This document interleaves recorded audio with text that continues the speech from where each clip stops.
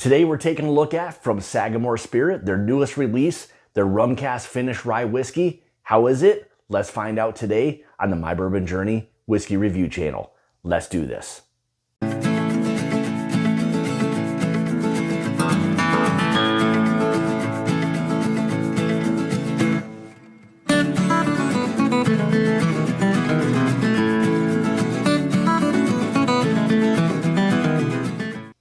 Hey guys, welcome back to the channel. Thank you so much for joining me. And from Sagamore Spirit out of Baltimore, Maryland, this is their newest release. This is going to be their Rum Cask Finished Rye whiskey. So I'm super excited. Generally speaking, I'm a fan of what it is that rum does to a rye whiskey, or really any whiskey. What exactly is this? So this is coming in at 98 proof or 49% ABV. Mashbill, this is going to be a 95.5 blend and a 53% rye whiskey. So what it is that Sagamore does is they blend two mash bills together to create their rye whiskey. It is non-age stated, and the MSRP on this is going to be right around that $70 price point. So let's go ahead and get into today's review. So color-wise, as you can see, I mean, it's a really nice kind of deep copper type of color. Move the whiskey around in the glass a little bit. Decent oils, not overly oily or anything, but not too bad either. So, all right, let's get into the nose. So right away on this one, you get hit with a huge or a fair amount of tropical fruits. It's very much, in my mind, like the old juicy fruit bubble gum. So you get a lot of that kind of tropical fruit aspect right away. Fantastic brown sugar, that's one thing. There's a nice brown sugar element to this. Some rich molasses. And what I'll say is, I mean, this is the nice influence of the rum so far on that rye whiskey. Not to say that it's overshadowing the rye at all. It's not, but you're really pulling out the nuances of that rum barrel. Nice black pepper on that. Kind of a sweet pipe tobacco. There's a little bit of like a cherry pipe tobacco there as well. And I think you're getting a nice balance of that 95.5 and that 53% rye mash bill blended together. So you do get some of the intenseness of the 95.5 with some of the sweetness of that 53% rye. Kind of a rich caramel note there as well.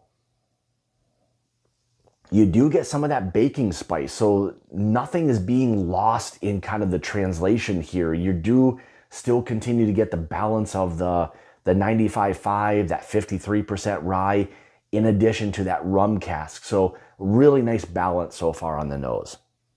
Yeah, that tropical influence is really, really fantastic. So, all right, let's go ahead and get into the taste. Cheers.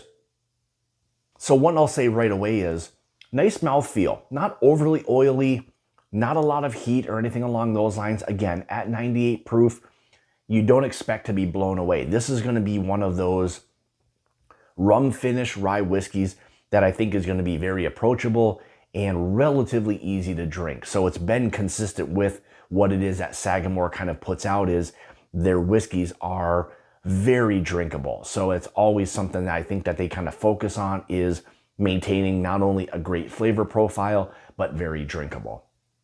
So again, that tropical influence. So you do have kind of like that juicy fruit bubble gum, some of the nice brown sugars, that molasses is definitely there. The characteristics of the rye, both that 95.5 and that 53 blended together, is a nice balance so far. So neither one is being overshadowed at all. They're both complementing each other very well. Again, nice brown sugars on this. Nice vanilla on it as well. A little hint of a black pepper note there. Touch of dryness on that as well. I think here is where the oak is starting to kind of come through a little bit more.